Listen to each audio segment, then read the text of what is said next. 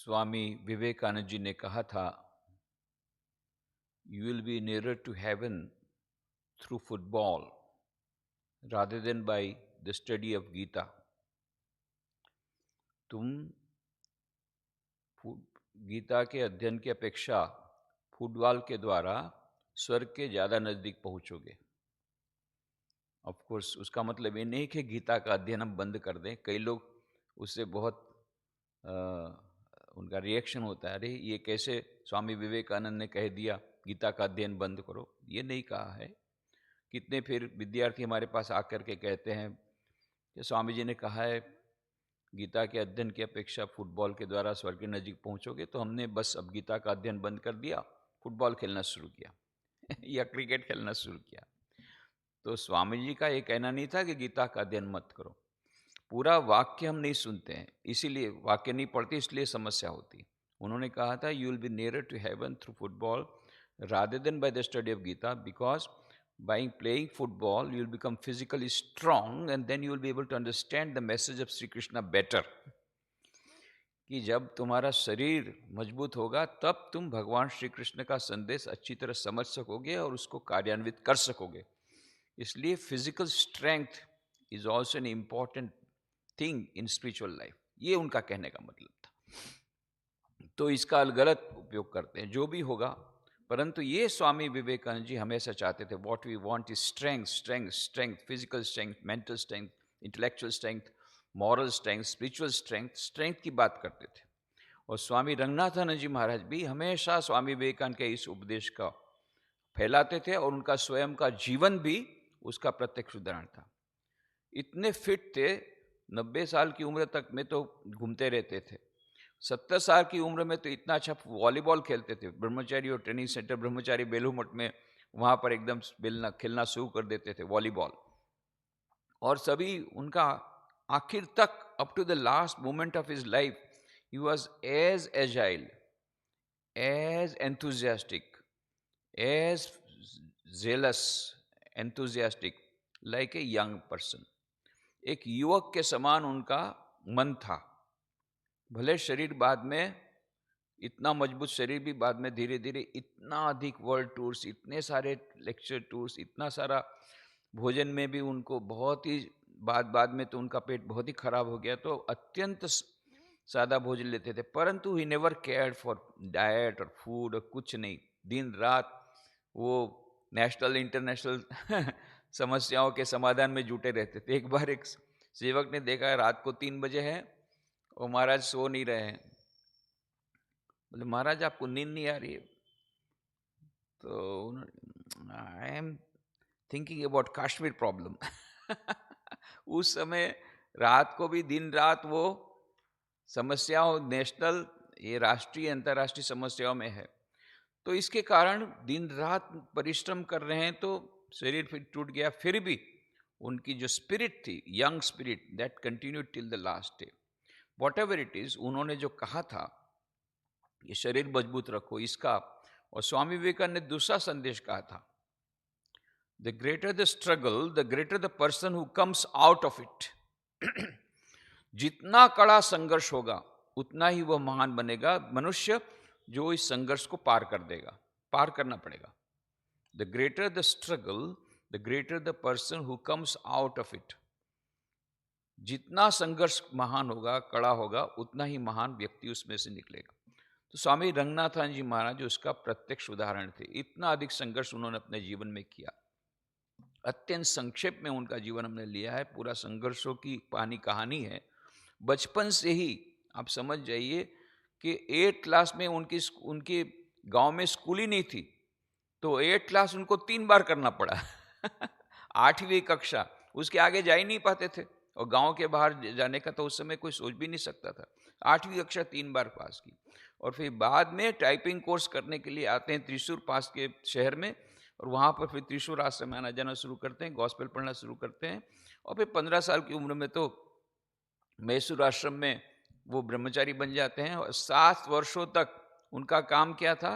बर्तन मांजना, कपड़ा धोना, साफ सफाई करना, रसोई बनाना, ये सब काम। इसीलिए जब उनको खबर दी गई 98 में सितंबर महीने में ट्रस्टी लोगों ने निर्णय किया कि उनको प्रेसिडेंट बनाएंगे। उस समय वो हॉस्पिटल में थे। तो उनको समाचार दिया कि Maharaj, now you are the president of Ramakrishna mission. तो उन्होंने मजाक करते, what, a dish washer, a cook of Mysore has become president. खुद ही उन्होंने मजाक करते हुए कहा। कहने का मतलब, what A life of struggle. एक डिश वॉशर से, बर्तन मांजने वाले लड़के से, 15 साल का लड़का ब्रह्मचारी, वहां से प्रेसिडेंट तक की उनकी यात्रा देखी, कितनी संघर्षमय यात्रा और कितने कितने संघर्ष उन्होंने किए। खास करके हमने देखा रंगून में उनको कितनी कड़ी मेहनत करके, परिश्रम करके उन्होंने आश्रम को संजोया, इतनी बड़ी हॉस्पिटल की, और एक रात को अचानक overnight they have to leave Rangoon आश्रम। कितनी उनको तकलीफ ही होगी। और फिर उनको बोला भी गया था, यू विल बी एयरलिफ्टेड। बोले no, I will go with all the other refugees. सभी रिफ्यूजीज के साथ गए। 6 दिन बाद ढाका पहुंचे। समझ जाए कितनी बीच में उनको तकलीफ हुई, but he accepted all the struggles and that is why he became great. और उसके बाद में उनको भेजा गया कराची। तो 9 अगस्त 1942 को कराची में आए, और वो रंगून में उन्होंने वो इतने इम्प्रेस्ड, सारे रंगून में उनका इतना नाम था कि सीआईडी डिपार्टमेंट उनके पीछे लग गई। यहाँ पर भी वो वहाँ से आगे, क्यों, कुछ ना कुछ इनका पॉलिटिकल कनेक्शन होगा ये समझ करके। तो उन्होंने सब कुछ बताया कि ये हमारी बातें ये इसी है। फिर बाद में वो लोग सीआईडी ऑफिसर खुद गीता के लेक्चर उनके रविवार के अटेंड करने लग गए। तब सोचा कि नहीं भाई, he is a real genuine person, और ये तो बहुत बड़े जीनियस है, और ये इस प्रकार के he is a spiritual person. ये गीता के लेक्चर उन्होंने सीक्रेटली उन्होंने सुने, और वो भी भक्त बन गए। उस समय धीरे धीरे करके 50 में से 100 हुए, 100 में से 200, 200 से 500, 1000 लोग कराची में उनके गीता के लेक्चर सुनने के लिए आते थे, साप्ताहिक प्रवचन सुनने के लिए। इतने ज्यादा वो प्रख्यात हो गए। उसमें हिंदू तो थे ही, सिंधी भी थे, बहुत सारे सिंधी थे। वो तो सिंध प्रांत था, सिंध जितने हिंदू थे मैक्सिमम सिंधी थे। सिंधी थे, मुस्लिम थे, क्रिश्चियन थे, पारसी थे। मेयर भी उस समय पारसी था, वो भी। और बड़े बड़े लोग आते थे, आईएएस ऑफिसर, ये उस समय तो आईएएस नहीं था, पुलिस ऑफिसर्स आते थे, सिविल ऑफिसर्स आते थे, बड़े बड़े पद वाले आते थे, सब आकर के महाराज का प्रवचन, उतने वो प्रख्यात हो गए थे। फिर उन्होंने सोचा डॉक्टर राधाकृष्णन को बुलाएंगे। उस समय वो वाइस चांसलर थे बनारस हिंदू यूनिवर्सिटी के। तो 1942 के बाद की बात है, बिफोर इंडिपेंडेंस की बात है। तो उन्होंने कहा, शर्त रखी, क्योंकि बनारस हिंदू यूनिवर्सिटी उसमें बहुत उस समय आर्थिक काफ़ी समस्या थी। उन्होंने कहा 50,000 रुपया हमको दान इकट्ठा कर दो तो मैं आऊँगा। तो उन्होंने कहा डन। और रंगनाथ महाराज के तो बहुत सारे इन्फ्लुएंस था, सब व्यापारी को, सिंधी व्यापारी तो बहुत उनके भक्त थे। बोल बोल करके उनका चैम्बर ऑफ कॉमर्स वगैरह टाइप का खुद था उनका यूनियन, उनको बोल करके 50,000 रुपया उन्होंने दान इकट्ठा किया। डॉक्टर राधाकृष्णन आए, एक बार आए, और रंगनाथन जी महाराज की जब उन्होंने प्रतिभा देखी तो खुद ही उनके प्रेम में पड़ गए। उल्टा बोले कि अभी आपको हमको बुलाना पड़ेगा प्रवचन के लिए। फिर तो इतना उनके साथ संबंध हो गया कि उस समय कराची से इंग्लैंड की फ्लाइट होती थी, इंडिया से डायरेक्ट फ्लाइट नहीं होती थी। तो कराची से ही, बाकी सब तो कराची तो इंडिया में ही था, तो कराची से ही फ्लाइट होती थी लंदन की। तो डॉक्टर राधाकृष्णन पहले कराची आते थे, 2-3 दिन रुकते थे आश्रम में, कराची आश्रम, फिर वहाँ से फिर वो लंदन जाते थे। इस प्रकार से उनके साथ ये बहुत ही घनिष्ठ संबंध हुआ डॉक्टर राधाकृष्णन का। तो मैंने कल भी बात उनके बारे में बताई थी कि मैं क्या उनके हाथ से पद्मश्री लूँगा जब वो प्रेसिडेंट बन गए। बोले वो तो मेरे को बोलते हैं कि मुझे तुम्हारी इच्छा होती है, तुम्हारी इस ड्रेस की इच्छा होती है, भगवे वस्त्र की इच्छा होती है। तो जो भी हो, उस समय उन्होंने स्कूल कॉलेजों में लेक्चर शुरू किए, सब जगह वैल्यू एजुकेशन लगाया, character building message Swami Vivekananda का था। स्वामी जी ने कहा था what we want is man making education, character building education. तो वो उन्होंने शुरू किया। वहाँ पर संस्कृत वहाँ शुरू किया। वहाँ संस्कृत कोई पढ़ता ही नहीं था, सिंधी लोग भी नहीं पढ़ते थे, हिंदू लोग भी नहीं पढ़ते थे, कोई भी नहीं। सब स्कूलों में उन्होंने संस्कृत सिखाया। ऐसा बहुत सारा उन्होंने काम किया यहाँ पर। बीच में स्वामी माधवानंद जी आए बेलू मठ से, तो माधवानंद जी महाराज ने सुन के रखा था कि इनका लेक्चर बहुत फेमस होता है, बहुत लोग आते हैं। तो फिर उन्होंने कहा, अरे तुम ही आमा के डाको नहीं, बोले तुमने तो मेरे को बुलाया नहीं, निमंत्रण नहीं दिया तुम्हारा प्रवचन सुनने के लिए। तो महाराज ने प्रणाम करके, महाराज आप इतने सीनियर स्वामी जी, मैं कैसे अपने को बोल सकता हूँ कि आप मेरा प्रवचन सुनने के लिए आइए। फिर भी महाराज ने प्रवचन सुना, फिर उनकी प्रशंसा की। बाद में उन्होंने कहा, ठाकुर शंकर के कोले निये खेला खेलचे, बंगला में कहा। मतलब शंकर मतलब स्वामी रंगनाथ महाराज का नाम, रामकृष्ण देव ये शंकर को लेकर के, उनको गोद में लेकर के खेल खेल रहे हैं। माने ईश्वर की कृपा से वो इतना अधिक, उसका इनकी प्रतिभा इतनी अधिक बढ़ रही है, ये सब उन्होंने देखा था। फिर बाद में 1943 में, 1943 में, एक साल के बाद उन्होंने देखा वहाँ पर बंगाल में बहुत बड़ा एक अकाल पड़ा था, लोग मर रहे थे बिना खाए पिए। तब इन्होंने क्या किया कि चावल एकत्रित किया, वहाँ पूरा उनके जो जितने पहचान वाले थे, सिंधी लोग थे, व्यापारी लोग थे, उनको बेल करके और रुपया इकट्ठे किया, लगभग 5 लाख रुपया। उस समय के ज़माने का 5 लाख मतलब आप समझ जाइए कितना अभी होगा। 5 लाख रुपए इकट्ठा करके, अब वो रुपया भेजने का तो सवाल नहीं था, क्योंकि वहाँ पर ये जो चावल था उसका दाम यहाँ पर कम था, वहाँ पर बहुत अधिक था, 20 गुना दाम था। तो इन्होंने चावल भेजा, तो 1250 टन, किलो नहीं, 1250 टन चावल एक स्पेशल स्टीमर के द्वारा पूज्य महाराज ने वहाँ बंगाल में भेजा, कलकत्ता में जो लोग भूख से मर रहे थे। इसलिए उनका जो हृदय था गरीबों के लिए, हमेशा उनके हृदय में वह उनके प्रति संवेदना रहती थी, ये तो हम देखते ही हैं। अब एक बार महाराज गए थे बम्बई लेक्चर के लिए, एक विशेष लेक्चर के लिए, वहाँ से फिर वो कलकत्ता गए। इस बीच क्या हुआ, 6 जनवरी 19, इस बीच ये पार्टीशन की बात आ गई। 1947 में जब पार्टीशन हुआ, 15 अगस्त 1947, तो क्या हुआ कि यहाँ पर के जो सिंधी लोग थे, उल्टा हो गया, यहाँ के सिंधी लोग बड़े बड़े लोग थे, बड़े बड़े बिजनेसमैन थे, ये रिफ्यूजी बन गए। क्योंकि वहाँ के जो रिफ्यूजी थे भारत के, जो मुस्लिम, वो आकर के उनकी प्रॉपर्टी लूटने लग गए, सब लेने लग गए। वो जो एक साल बहुत ही, वो ट्रांजिशन पीरियड बहुत ही खराब रहा कराची के लिए। नहीं तो Karachi was always a peaceful city. और रंगनाथन जी महाराज के जाने के बाद तो नेशनल इंटीग्रेशन इतना अधिक बढ़ गया था कि वहाँ जात पात का कोई पूछता ही नहीं था, मुस्लिम, क्रिश्चियन, हिंदू सब उनके लेक्चर में आते थे। बहुत ही एक अच्छा माहौल था। पर ये जब इस प्रकार हुआ, रंगनाथन जी महाराज को बिल्कुल अच्छा नहीं लगा था ये जो पार्टीशन हुआ, उसके लिए उन्होंने बहुत प्रयत्न किया।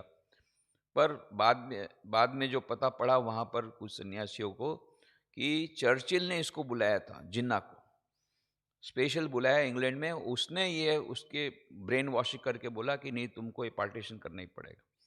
तो जिन्ना वापस आए। फिर बाद में गांधी जी को पता पड़ा, उन्होंने ये गांधी जी सामने शर्त रखी। तो गांधी जी ने कहा ठीक है, तुम एक काम करो, तुम मुझे मिलने के लिए आओ, मैं तुमसे बात करता हूँ। वो आखिर तक गए नहीं गांधी जी के पास। तो बोला कि क्यों नहीं गए? बोले अरे मेरे को जानता हूँ, गांधी जी के पास ऐसी ट्रिक है, वो मेरे को, वो भी चर्चिल ने ब्रेन वॉशिंग किया, उल्टा ब्रेन वॉशिंग करके मेरा सब कर देंगे। नहीं गए तो नहीं गए। और ये इतना दर्दनाक वो जो फेज है हिस्ट्री का, इतिहास का, हजारों लोग मर गए। मैंने कैसे मरे, एक दूसरे को काट करके। वो 15 अगस्त 1947 वो एक दर्दनाक इतिहास बन गया, जबकि वो स्वर्णमय इतिहास बनना चाहिए था। आज़ादी, दोनों देश के लिए आज़ादी। पहले तो टुकड़े जो हुए वही गांधी जी को मानो उनका अंग ही टूट गया, वो भी बहुत निराश हुए। कई लोगों को इसका, रंगनाथन जी महाराज को भी बड़ा दुख हुआ। अभी क्या कर सकते थे? उन्होंने कहा कि देखो इस परिस्थिति में हम लोग जितना हो सके, तो रिफ्यूजी के लिए उन्होंने वहाँ काम शुरू किया। इतना ही नहीं, जो यहाँ से सिंधी लोग वहाँ पर जाते थे भारत में, उनके लिए भी उन्होंने काम शुरू किया, उनको मदद करना शुरू किया। और यहाँ पर भी उन्होंने शुरू किए सब राहत कार्य, रिलीफ वर्क्स, उन्होंने कैंप शुरू कर दिए। इस बीच क्या हुआ कि 6 जनवरी 1948 ये ब्लैक डे है कराची के लिए। महाराज उस समय कलकत्ता में थे। इस समय 6 जनवरी 1948 को जानबूझ करके ये जितने रिफ्यूजी आए थे वहाँ से, भारत से जो लोग आए थे मुस्लिम, इन्होंने, यहाँ के सिंध मुस्लिम तो बहुत शांत प्रिय थे। यहाँ के जो मुस्लिम थे, जो चाहे सिंधी लोग थे, चाहे हिंदू हो चाहे सिंधी मुस्लिम हो, ये बहुत शांत प्रिय थे। पर ये बाहर के जो मुस्लिम आए उस समय वहाँ अपने जगह छोड़ करके, ये जो पहली बार है, इनको तो रंगनाथ महाराज का नाम नहीं सुना है, न रामकृष्ण मिश्र नाम सुना है। उनको तो पता नहीं कि ये लोग तो सर्वधर्म समाज में मानते हैं और सब प्रेम और उसकी ही बातें करते हैं। बस इन्होंने आकर के 6 जनवरी 1948 को सारे पूरे शहर में लूटफाट शुरू हो गई, पूरे शहर में। और रामकृष्ण मिशन जो आश्रम था उस पर भी अटैक हो गया। इधर उस समय मुख्यानंद जी वगैरह 2 स्वामी जी थे और एक कुक था। ये सब को बाद में वो लोग घुसे, सैकड़ों की संख्या में घुसे और सब तोड़ फोड़ करने लगे। जो मिला वो लूट फाट करने लगे। जो मिला, जितना कोई भी चीज मिला वो सब ले गए। लाइब्रेरी की किताब तक ले गए। केवल हिंदू शास्त्रों कुछ थे वो तोड़ फोड़ करके नीचे भेज दिया। बाकी जो कॉस्टली किताब भी ले गए, फर्नीचर ले गए, और जितनी वो इधर घड़ी इधर उधर जो मिला आश्रम में से वो सब वो लोग ले गए। ये सब तोड़फाड़ जब चल रही थी तब फॉर्चुनेटली कई मुस्लिम हम रंगनाथ महाराज का लेक्चर सुनने आते थे। वो आकर के उनको पीछे के दरवाजे से मुख्यानंद जी वगैरह लोगों को रेस्क्यू करके अपने घर ले करके उनको अपने घर रखा, उनको सेफ जगह ले गए। इधर 2 स्वामी जी, स्वामी सर्वगतानंद जी और स्वामी भव्यानंद जी, ये अर्जुन महाराज, ये दोनों, ये भव्यानंद जी बाद में रामकृष्ण वेदांत सेंटर इंग्लैंड में, लंदन में बहुत वर्षों तक है, वही भव्यानंद जी। और सर्वगतानंद जी बाद में वेदांत सोसाइटी बॉस्टन में दीर्घ कई वर्षों तक थे, वही सर्वगतानंद जी। वो तो दोनों यंग थे उस समय। तो उस समय वो गाड़ी चला रहे थे भव्यानंद जी, और सर्वगतानंद जी बाजू में बैठे थे। इधर वो गाड़ी से जब वापस आए, शहर में से वापस आए, कुछ काम से गए थे, तो देखा आश्रम में तो सैकड़ों लोग लूटफाट कर रहे हैं, मारकाट कर रहे हैं। तब उन्होंने तुरंत देखा कि अभी पुलिस को बोलना पड़ेगा, तो जगह गए तुरंत पुलिस स्टेशन में गए। तो वहां तो और भी बड़ी भीड़ थी, पुलिस स्टेशन भी रेंज ही कर रहे थे लोग। अब क्या किया जाए? फॉर्चुनेटली उनको याद आया, पुलिस कमिश्नर अपनी वाइफ के साथ, वो भी मुस्लिम था, वो भी रंगनाथ महाराज के लेक्चर सुनने आता था। तो तुरंत गाड़ी लेकर के गया पुलिस कमिश्नर के घर में, रेसिडेंस में। तो देखा उस वहां गेट पर भी बहुत सारे लोग हैं। तो भव्यानंद जी ने जोरदार स्पीड गाड़ी की और धड़ दे करके वो जो फेंस था, फेंस को काट करके, फेंस तो तोड़ करके अंदर चले गए। तो अंदर, अब उस समय पुलिस कमिश्नर बाहर थे, तो पुलिस कमिश्नर की वाइफ आई इसके, तब तक में ये लोग आ गए। बात ये थी कि उस समय इन्होंने भगवा पहना था। भगवा का मतलब ही होता है गेरुआ, मतलब ये हिंदू है, तो हिंदू देखते ही उनको मारना काटना ये सब उस समय चल रहा था उस दिन। तो वो लोग अटैक करने के लिए फिर आ गए यहाँ तक। तब आप देखिए, पुलिस कमिश्नर, इसकी वाइफ, इसने गन हाथ में ले ली, अपने हाथ में गन लेकर उनको कहा कि ये दोनों स्वामी जी को तुमने कुछ भी स्पर्श किया तो मैं अभी गोली से उड़ा दूंगी। ऐसा करके दोनों स्वामी जी की रक्षा की। 2 घंटों तक उन लोग को रोक के रखा गन के द्वारा। तब तक में फिर पुलिस कमिश्नर आए अपनी पूरी फोर्स के साथ, तब उन लोग को भगाया। फिर उनको अलग अंदर ले गए स्वामी जी को, फिर खिलाया पिलाया। बोले महाराज अभी आप लोग को बाहर मत निकलिए, अभी बहुत ही सेंसिटिव सिचुएशन है, whole city is gone out of order. हमारे हाथ में कुछ नहीं, हमने सेना भी बुलाई है, we have called for the military, but it is taking time for them to come, but the whole city is now gone. हमारा कोई कंट्रोल अभी रहा नहीं है, तो we will not be able to protect you. इसलिए आप ये मत पहनिए, अभी पहनना ही है तो मैं ऐसा ब्लैक कोट देता हूँ। ऐसे करके उन्होंने ब्लैक कोट दिया, 2 बड़ा बड़ा ब्लैक कोट। बोलिए एक कोट पहन करके आप निकलिए, किसी को पता नहीं लगना चाहिए कि आप हिंदू सन्यासी। ऐसा करके उन्होंने उनको एक दिन रखा इधर। अब इन लोग को पता पड़ा कि ये जो मुख्यानंद जी वगैरह का क्या होगा, तो उन्होंने पूरी एम्बेसी से रेडियो के समाचार में लिया, वहाँ पर किया, तो पता पड़ा कि नहीं, वो एम्बेसी में जाकर के उन्होंने शरण ली है, वो भी सेफ है। इस प्रकार से अभी ये तब हुआ, तो जनवरी में हुआ, तब ये पता ये कि इनको अभी सब लोगों ने सोचा कि अभी इसको चले जाना चाहिए। तो करीब करीब मार्च महीने में सब लोग चले गए, पर सर्वगतानंद जी बोला, बाकी सब तो चले गए, स्वर्गतानंद बोले नहीं, मैं नहीं जाऊंगा, क्योंकि ये आश्रम इतना मेहनत से हम लोगों ने बनाया है, इसको बेचने के बाद जाऊंगा। बेचोगे कैसे?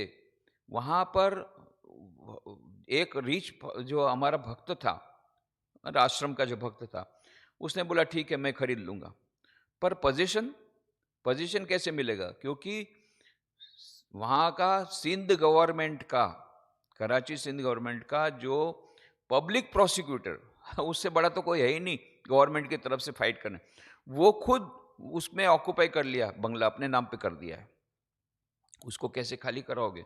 तो सब ने बोला नहीं नहीं इसको रहने दो, अभी जो है। वो कहा नहीं मैं नहीं जाऊंगा। तो ये लोग जाकर के रिपोर्ट किए, भाई इसको आ नहीं रहा है। तो बिरजानंद जी महाराज ने उल्टा कहा, उसमें इतनी हिम्मत है कि ऐसा मारकाट हो रहा है उसके बीच में, वहां पर है नारायण, उसका नाम था नारायण महाराज। नारायण যখন ওখানে আছে वो निश्चय वो काज করবে, तुमराओ जाओ। बिरजानंद जी महाराज इनको कहा था। फिर से ये लोग 3 सन्यासी वापस गए उधर, और फिर करीब 8 महीने तक और रहे।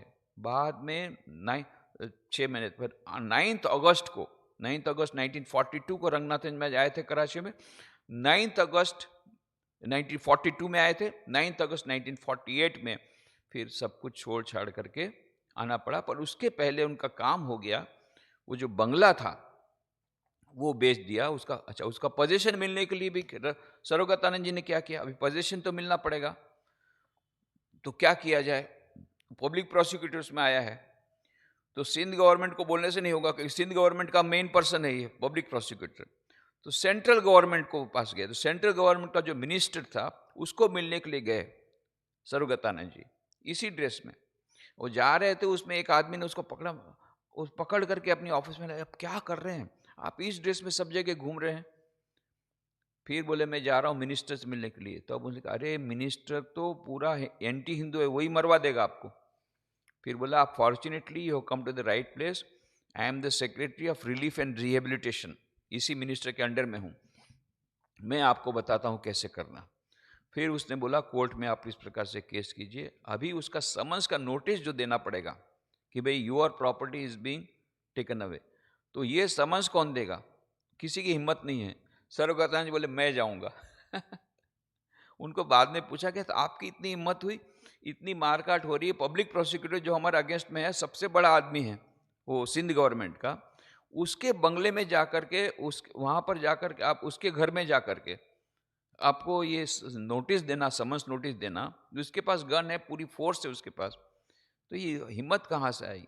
तो उन्होंने कहा मैं स्वामी विवेकानंद की बात को मैंने याद किया। स्वामी इधर रंगनाथन जी महाराज को लगा कि इस तो अकेले गए हैं, कैसा होगा? तो उन्होंने एक बहुत बड़े वकील को लेकर के, वो भी गाड़ी लेकर के आए। तब तक में सर्वगतानंद जी वापस आ रहे थे, बोले हाँ मैंने समन्स दे दिया, उसने साइन भी कर दिया। तो रंगनाथ महाराज का अरे नारायण मेरे साथ रहेगा ना तो मैं नरक में भी जा सकता हूँ, I can go to hell also. तो फिर नारायण महाराज मतलब स्वर्गतानंद जी उनके चरण छुए, नहीं नहीं आपकी हिम्मत से हमको हिम्मत बढ़ती है। तो बड़े साहस, रंगनाथन जी महाराज जो साहस बताया है उस समय, और उनके साथ में जो उनके जो साथ में जो उनके साथी थे सन्यासी, उन लोगों ने जो उसका साहस बताया है। और ऐसी परिस्थिति में इधर इन्होंने, जवाहरलाल नेहरू ने लिखा रंगनाथन जी को कि if you can do some relief work that will be nice. तो इन्होंने रिलीफ वर्क कंटिन्यू किया 6 महीने तक, जनवरी से लेकर के अगस्त तक रहे। और फिर जब वापस आए तो पंडित जवाहरलाल नेहरू ने बहुत उनको बधाई दी और बोले कि I am so much relive that you have come alive, बाकी उस स्थिति में तो जिंदा रहना भी मुश्किल है। इधर इन्होंने क्या किया कि ये जो रिफ्यूजी हैं उनके मन में उसके लिए बहुत दुख था रंगनाथन महाराज के बने। तो उन्होंने गांधी जी को पत्र लिखा कि ये जो सिंधी यहाँ से गए हैं भारत, उनके लिए कुछ तो आपको करना चाहिए, यू मस्ट रिहेबिलिटेट देम। ये लोग अपना सब कुछ, इनका बड़ा बड़ा बिजनेस था, करोड़ों रुपए का बिजनेस है, ये सब छोड़ करके गए हैं, पहने हुए वस्त्र के समान गए हैं, कुछ भी उनके पास नहीं है, तो something you must do for them. तो ये गांधी जी को पत्र लिखा, उसकी कॉपी दी थी उन्होंने सरदार पटेल को, जवाहरलाल नेहरू को। तो गांधी जी 30 जनवरी को लेटर उन्होंने दिया, 30 जनवरी को ही लेटर दिया, 30 जनवरी को ही खबर मिला गांधी जी का एसेसिनेशन हो गया, गांधी जी की हत्या हो गई। परंतु वो जो कॉपी उन्होंने दी थी उस बेसिस पर गवर्नमेंट ऑफ इंडिया ने काम किया और फिर बाद में इन्होंने भाई प्रताप जो थे, भाई प्रताप इन्होंने ये बहुत बड़े आदमी थे सिंध गवर्नमेंट, सिंध देश में। तो उन्होंने फिर वो रंगनाथान जी महाराज के साथ उनको काफ़ी इनकी घनिष्ठ संबंध थे। तो भाई प्रताप दियाल दास, तो रंगनाथान जी खुद ही बोलते हैं, उन्होंने खुद ने लिखा है, in September 1977 I visited Kutch, I had been to Kutch even before partition along with Bhai Pratap Diyal Das of Sindh to select a site for projected Gandhidham refugee township।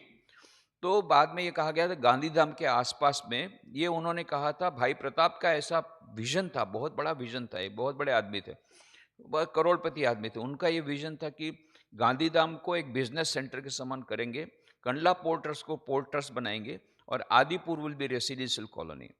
तो ये सब के करने के लिए वो भाई प्रताप के साथ रंगनाथन जी महाराज ने बहुत साथ दिया, और ये सब कहाँ पर इनका रिहेबिलिटेशन होगा इसके लिए भी प्रयत्न किया। और उस समय के जो टॉप मोस्ट जो इन्फ्लुएंशियल आदमी थे, उन सबको रंगनाथन ने कहा कि नहीं, ये सिंधी लोग जो यहाँ से गए हैं उनका रिहेबिलिटेशन होना ही चाहिए। तो ये भाई प्रताप और ये दोनों ने मिलकर के बहुत काम किया, रंगनाथन महाराज ने, ये रिहेबिलिटेशन ऑफ सिंध। और फिर सिंध सेटलमेंट कॉरपोरेशन भाई प्रताप ने शुरू किया। वो सिंध सेटलमेंट कॉरपोरेशन, और इधर भाई प्रताप ने और भी एक काम किया, वहाँ कच्छ के महाराजा से मिले और 1500 एकड़ जमीन उन्होंने ये सिंध सेटलमेंट कॉरपोरेशन को दिलाई। ये सिंध सेटलमेंट कॉरपोरेशन बाद में सिंधियों को देगी।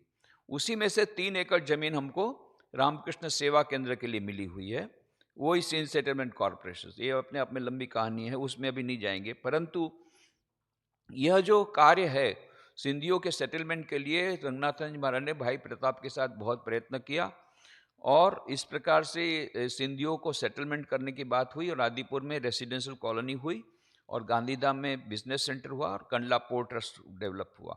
इधर जब आदिपुर में ये हुआ तो भाई प्रताप के साथ साथ एक और थे सिंधी, वो थे हमारे तोलानी, काका तोलानी। ये काका तोलानी, इनका पूरा नाम था काका प्रिभदास सखवंत राय Tolani, PS Tolani.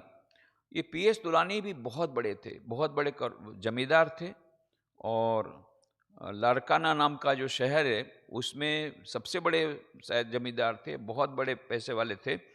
Freedom movement में भी उन्होंने स्वाधीनता संग्राम में भी भाग लिया। इसलिए पाकिस्तान गवर्नमेंट उन पर इतना खफा हो गई कि उनको बोला कि आपको देश छोड़ना पड़े। पहले तो जेल में रखा उनको, बहुत समय तक जेल में रखा, जेल में से छोड़ा, कई महीनों के बाद जेल में बोला एक ही शर्त के, आपको कुछ भी साथ में नहीं ले जा सकते। एक पहने हुए कपड़े के साथ आए बम्बई में फिर से बिजनेस शुरू किया काका तोलानी ने।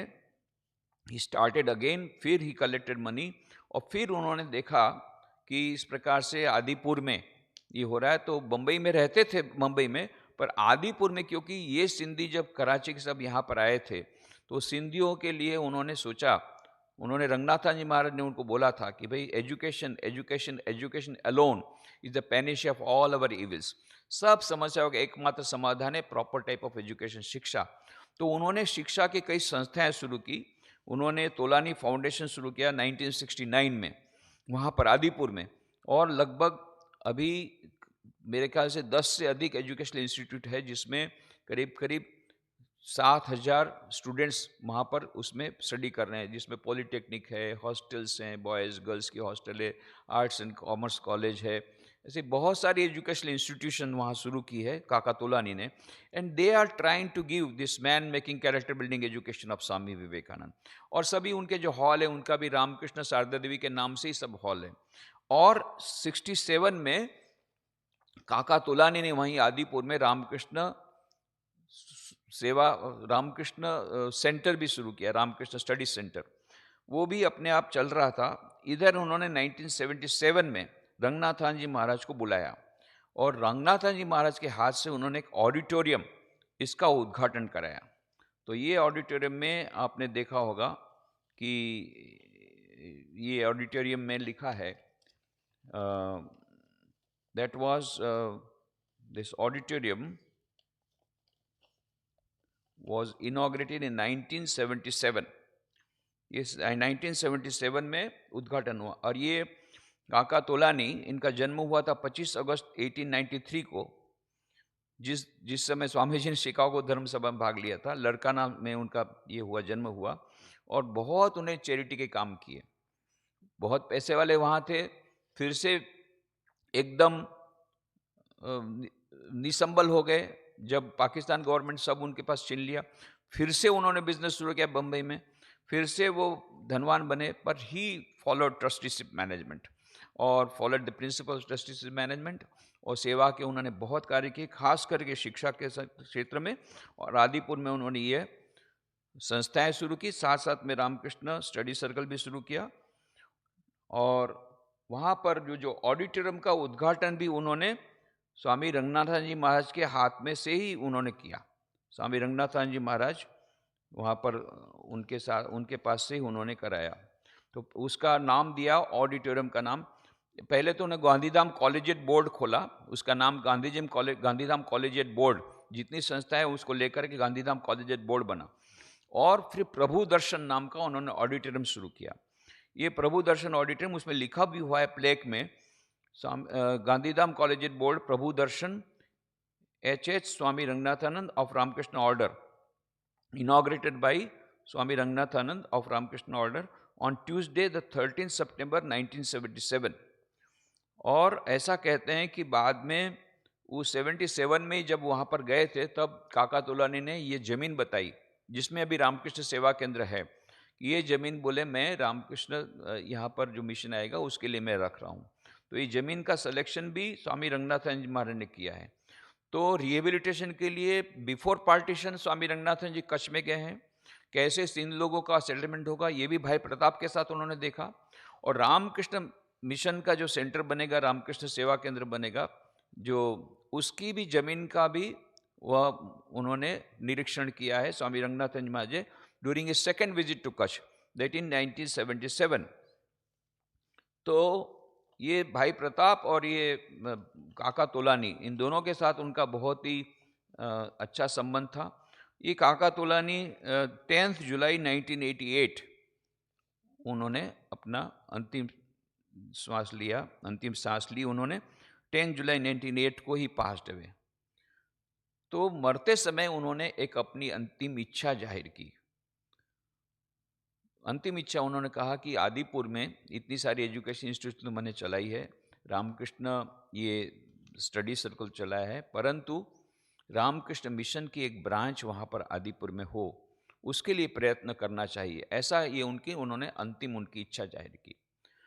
तो 1988 में जब ये हुआ, तो 1989 में तब तक मैं यहाँ पर राजकोट आ गया था। तो mister Chandnani, Mohan Chandnani, he was the administrator, ये आए यहाँ पर आए। मुमुक्षानंद जी महाराज उस समय अध्यक्ष थे। उनको कहा कि इस प्रकार से Tolani Kaka when he breath is last he wanted कि यहाँ पर स्वामी रामकृष्ण मिशन का सेंटर बने। तो मुमुक्षानंद महाराज ने समझाया कि देखो अभी तो 1000 सेंटर वेटिंग फॉर एफिलिएशन, तो क्योंकि हमारे पास सन्यासियों की कमी है तो इतना जल्दी तो होगा नहीं। भुज का सेंटर कितने वर्षों पूर्व शुरू हुआ, वो भी अभी उसका एफिलिएशन नहीं हुआ। तो आप ऐसा कीजिए, एक प्राइवेट सेंटर शुरू कीजिए, बाद में हम लोग के साथ में आप संपर्क में रहिए और फिर धीरे धीरे उसके एफिलिएशन के लिए आप प्रयत्न कीजिए। तो क्या करना पड़ेगा, तो बोले रजिस्टर्ड ट्रस्ट बनाइए। तो फिर रजिस्टर्ड ट्रस्ट बनाया गया, उसका नाम रखा गया रामकृष्ण सेवा केंद्र। और फिर उन्होंने एक पूरा ब्लॉक, एक फ्लैट उन्होंने दे दिया उसके लिए, जिसमें कि एक कमरे में वो लाइब्रेरी वगैरह थी और साथ में प्रेयर हॉल था और श्राइन था, रामकृष्ण देव शारदादेवी स्वामी विवेकानंद के फोटो थे, और पास में एक जो कमरा था उसमें सन्यासी लोग आकर रुक सकते थे। और फिर मुझे मुमुक्षानंद महाराज ने कहा कि भाई मैं तो हिंदी गुजराती कुछ नहीं जानता, तो फिर मुझे वहाँ पर उसका इनॉग्रेशन करने के लिए भेजा, रामकृष्ण सेवा केंद्र आदिपुर का। और फिर मैं लगभग 2-3 महीने में एक बार जाता था। और मोहन चंदानी तो मुझे छोड़ देने, बोले आपको हम यहीं रख लेंगे। मैं बोला देखो हमारा सब ट्रांसफ़र वगैरह बेलू मठ से होता है, तो बोले हम बेलू मठ में जा कर के कहेंगे। तो बहुत उन्होंने प्रयत्न किया रामकृष्ण मिशन को ये एफिलिएशन के लिए। अभी भी प्रयत्न चल रहे हैं, अभी देखते हैं क्या होता है। अभी तो काफ़ी आगे बढ़ गया है और हो सकता है कि ईश्वर की कृपा रही तो रामकृष्ण सेवा केंद्र रामकृष्ण मिशन का एक ऑफिशियल सेंटर बन जाएगा। पर अभी भी ये 1989 के बाद से वहाँ पर काफ़ी सेवा की प्रवृत्तियाँ, एक्टिविटीज़ वहाँ हो रही है। बहनों के लिए सिलाई का वहाँ पर ट्रेनिंग होता है, और बच्चों के लिए भी होता है, वैल्यू एजुकेशन भी होते हैं, यूथ स्टडी सर्कल होता है, ऐसे कई प्रोग्राम्स वहाँ होते हैं। और वो रामकृष्ण सेवा केंद्र बहुत अच्छा प्रार्थना मंदिर है, साधु निवास है, ट्रेनिंग सेंटर है, और 3 एकड़ जमीन, लगभग 3 एकड़, उसकी भी एक कहानी 1991 की बात है कि उस समय सिंध सेटलमेंट कॉरपोरेशन ने को हम लोगों ने कहा, मैं और चंदानी साहब गए और सिंध सेटलमेंट कॉरपोरेशन में जा कर के हमने ये अप्लाई किया। बोले आप थोड़ा सा दे रहा है, कुछ तो हमने पोर्शन आपके लिए ईयर मार्क रखा था वो तो दे दिया हमने किसी दूसरी संस्था को, और बाकी का 2.25 एकड़ करीब करीब जो है वो आपको मिलेगा। तो उसके बाद से इस प्रकार से वो ज़मीन अभी रामकृष्ण सेवा केंद्र के अंडर में है, जो कि सिंध सेटलमेंट कॉरपोरेशन दी है। तो इस प्रकार से हम देखते हैं कि स्वामी रंगनाथन जी महाराज कितना कठोर संघर्ष किया उन्होंने, कितना कठोर संघर्ष किया अपने जीवन में। स्वामी विवेकानंद को उन्होंने किस प्रकार से उनके जीवन संदेश को न केवल अपने मुंह से उसका प्रचार प्रसार किया है, अपने जीवन में भी उसका पालन किया है, इसलिए वो इतना अच्छी तरह से वो उस संदेश को फैला सके थे। तो ये जो संदेश उन्होंने फैलाया है इस प्रकार से, तो ये रंगनाथ महाराज के कारण उन्होंने इतना कड़ा संघर्ष किया, तो कराची की वो प्रॉपर्टी वो बिक गई, 8-6 महीना तक और भी रहे, और ये कड़ा संघर्ष करके बेच कर के आए। तो उस समय 4.5 लाख रुपए उस समय के बहुत होते थे। 4.5 लाख रुपए जो आश्रम को बेच करके मिले, वो सब बेलू मठ में रखे हुए हैं आदिपुर के इस रामकृष्ण मिशन के केंद्र के लिए। इतना अच्छा है। तो जब भी रामकृष्ण मिशन का सेंटर होगा तो रंगनाथन जी महाराज को वो लोग हमेशा याद करते हैं कि उन्होंने ये ऑडिटोरियम का उद्घाटन किया, उन्होंने ये ज़मीन भी हमारी देखी, और उनके आशीर्वाद से और उनके अथक प्रयत्नों के कारण ये पैसा भी वहाँ बेलू मठ में पड़ा हुआ है।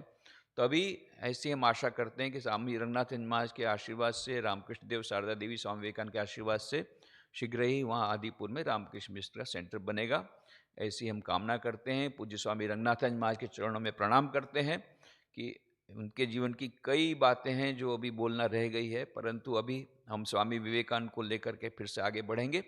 परंतु उनकी बहुत सारी पुस्तकें आप पढ़ सकते हैं, कई उनकी लिखी हुई पुस्तकें ये सब हैं, उनको पढ़ने से बहुत अच्छा रहेगा। तो पूज्य रंगनाथ महाराज के चरणों में प्रणाम करते हैं। भगवान श्री रामकृष्ण देव, माँ शारदा देवी, स्वामी विवेकानंद के चरणों में प्रणाम करते हुए यहाँ पर समापन करते हैं।